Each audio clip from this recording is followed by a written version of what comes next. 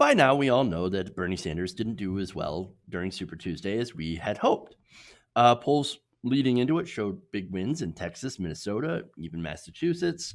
But with Biden's win in South Carolina and with the help of course, Clyburn's endorsement, which turned out to be really, really important, the dropping out of Pete Buttigieg and Amy Klobuchar after South Carolina and their combined endorsements, that was a shot in the arm to Biden's once flagging campaign and helped catch Biden up, of course, in terms of delegates after Super Tuesday. Bloomberg as well had dropped out and endorsed Biden as well. So now it's a two-person race.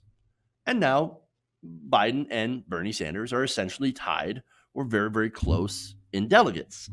So it's going to be a long fight. It's going to be a long primary season, right? So now the fear before Super Tuesday, based on that old polling among establishment Democrats, is that Bernie Sanders was going to do very well. He was going to run away with the race because the centrists were fractured, right? And in doing so, build such an insurmountable lead that Bernie Sanders could run away with the nomination, and then in their minds, which is not backed up by reality, either lose to Donald Trump, which is unlikely, or win and stop their cash flow, which was very, very likely. So now, that said, their fear of losing some of their money and mostly their power and influence, a lot of these Democratic establishment insiders pulled out all the stops to try to take Bernie down, to try to stop him, right? And they did blunt his momentum. And we're honest about that. Now it's going to be a much tougher fight, but it's a fight that is still winnable.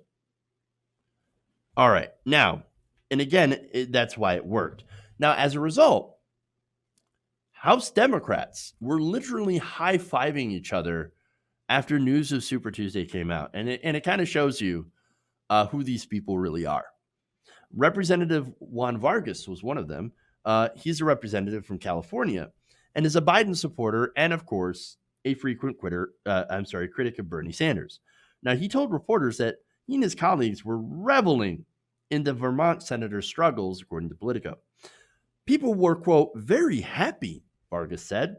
There was a huge sigh of relief. Of course there was. You know who else shared in that relief? Insurance companies who had their stock briefly go up by 600 points. I mean, they made these gigantic gains. Of course, because, well, they hate Medicare for all. They hate Bernie Sanders. And they know with Joe Biden, there's not going to be any sort of change. We're not getting Medicare for all. And private insurances continue to get lots of subsidies and breaks and will most importantly also exist. So they love that, right? But from the people who need universal health care, who are dying because they can't afford their insulin, one of the 68,000 people every year that die because they don't have access to health care.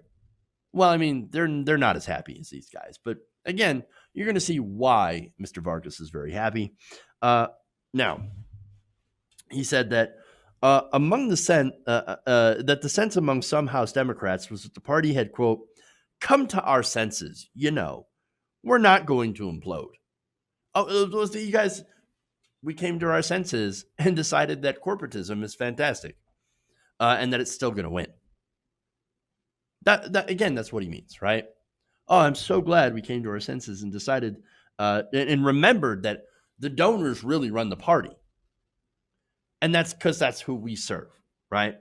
And so that's who Vargas is. One of his top contributors throughout his career has been United Health Group. I mean, are you shocked at all? They've given over $10,000 in his career. Now, that doesn't sound like a lot, but understand, right? It's $10,000 and it's a House race. Senate races often cost a lot more than House races. That's why it's also more difficult to get into the Senate, right? So as a representative, it doesn't take much to buy them off. And that's actually what United Health had done. So now he said, continues, we were all high-fiving. We're all happy. Everyone's excited today. It was a good night last night. sickening. And by the way, it's not just Vargas. It's he said he talked with at least 30 House Democrats, and all but 4 were happy that Biden and not Sanders had the strong showing on Super Tuesday. So, hey, at least we got 4, but you got 26 out of 30 Democrats in the House that Vargas had talked to that were like, yeah, buddy, woo, corporatism, awesome, it rocks. Yes, Joe Biden. Nothing is going to ever fundamentally change Joe Biden. Did so well on Super Tuesday. Yay! Status quo Joe. God, we love it. The guy's brain is melting. But no, status quo Joe, fantastic. Let's go with that. You know why? Because he doesn't threaten our power at all. It just doesn't. It just doesn't. And so he's never gonna threaten their power because he gets paid by the same people. Okay. Now, Vargas also said, thank God it's not Bernie. We just dodged a Bernie bullet. Which, by the way, he's right about that. They did dodge a bullet. That bullet would have killed all the corporate bribes that he and his buddies get from special interests. Would have also cleaned the house of corruption. And oh my God, what would happen? Well, Mr. Vargas, you would have to serve the people and serve their interests instead of the corporations. No, we're not interested in that. No. We got to keep the corporate money flowing, and that's why we need Joe Biden and can't stand Bernie Sanders. But again, there's someone else. There's Representative Jim Costa of California, also told Politico. And by the way, these 2 representatives are from California, which massively went to Bernie Sanders. So you might want to take a look at your own constituents because they're not happy with Joe Biden. And so they're not happy with you corporate cronies. Now, going back to his quote here, he says, quote, they now believe, and the House members do, his fellow corporate House members, say that they've got a standard bearer who can not only win in November, but protect our majority in the House and give us an opportunity to win the Senate, which doesn't necessarily happen when you have moderates. I mean, let's be honest, right? Not a lot of people are excited about moderates. The only advantage that they have in these local down ballot races is name recognition, because people are used to voting for the same old person that they've seen on the ballot for 20 or so odd years. I don't know. I voted for that guy because he's always there. That's a huge challenge, incumbency, and also money, which comes with incumbency. So you get these big groups that air ads in your favor and people see it. And, oh, name recognition. I know that guy. I see him on TV all the time. So yeah, they are banking literally on that money staying in the system, whereas Bernie Sanders would work to get the money and the corruption out, which would remove a lot of their, of course, power. Now, he would remove the corporate money, but there would still be money from regular people, which I guess you would have to work for, right? So that said, right, getting back to the standard bearer, right, he's got serious problems. We're not talking gaffes, right? Gaffes is just what Joe Biden is known for, right? No, these are serious. He forgets what state he's in, who his wife is, right? Confuses her with his sister, right? What day it is. I mean, it's not Super Thursday. It was Super Tuesday, right? But look, he's not sharp anymore, and Donald Trump knows it. Donald Trump's attacking him for it. Trump's not sharp either, but he is vicious, and he's going to tear Biden apart. And they've already begun. Republicans have already announced that they're going to open investigations into Burisma, the company Biden's son, Hunter, was on the board of. He didn't do anything wrong, legally, of course, but it looks corrupt, shady as hell. They've also released videos of Biden's mental decline. This is terrible for Democrats. Biden is Hillary Clinton, but Hillary Clinton at least had mental clarity.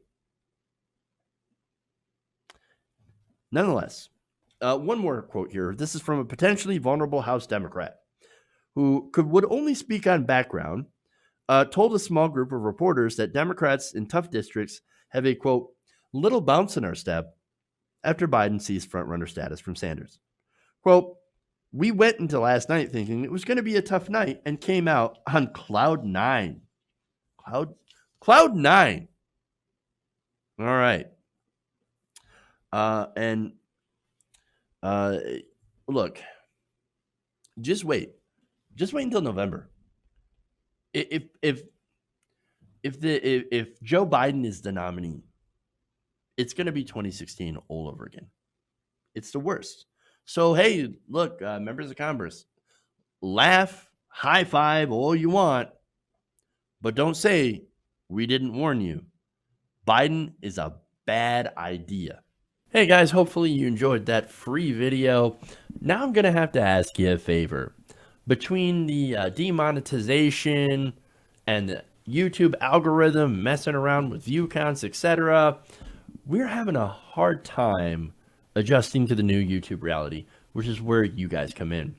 See, we have a Patreon, patreon.com/TYTNation, set up to help us rely on you guys, the viewers, instead of big corporate ads. Look, you know the show. You know I'm not in favor of big corporations anyway. So help us transition away from relying on the ad model to pay the bills and sign up to be a patron, patreon.com/TYTNation. That goes a long way to help us keep the lights on. And you guys will know that you're supporting independent progressive media.